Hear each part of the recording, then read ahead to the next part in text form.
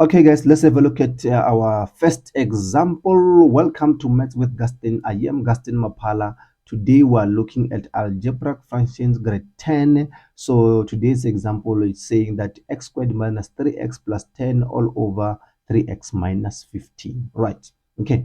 So now this example, it's a division sign, as we discussed on our previous video on the lesson, that this is how you would deal with these ones. Okay. So this is a division sign. So how would you go about it? You would say it's equal to, the question is saying simplify. All right. Okay. Therefore, what you would do here, you would say there's your division sign, division line there. So if you have not watched our series on factorize, please go there and watch it.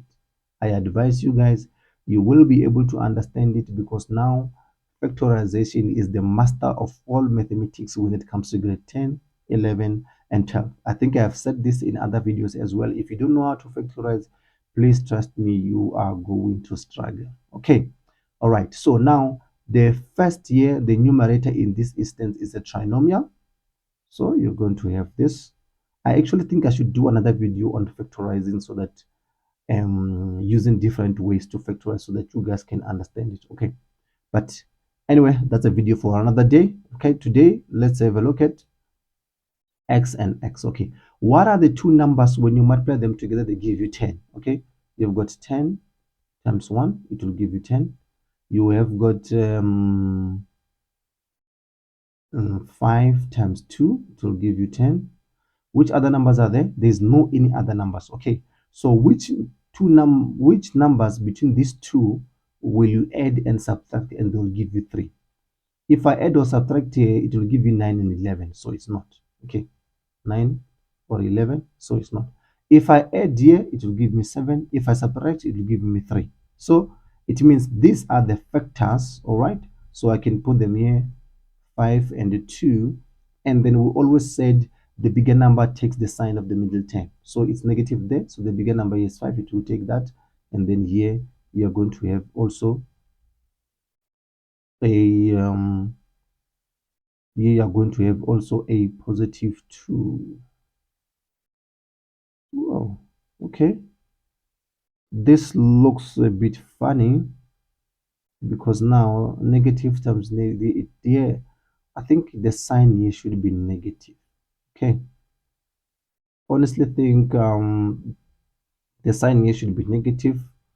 Yeah, I think I made a mistake here, guys. I think the sign here should be negative in order for this thing to be able to work out, because when you say x times x will give you x squared, which is correct. And then when you say 2 times x will give you positive 2, and then 5 times x will give you negative 5x, which is going to be negative. And then here you need to have negative 10. So therefore there it's a minus. Right. Ooh, what a mistake there. Right. Okay, it's fine. So now here, what can you take out? You can take out a common factor of 3x minus, what do you need to times 3 with in order to get 15? You need to times it by 5. There you go. So therefore, here you have on the numerator you've got x minus 5, at the denominator you've got x minus 5. This would cancel out. Therefore, you are going to be left with x plus 2 all over 3. And that's how you would deal with this example.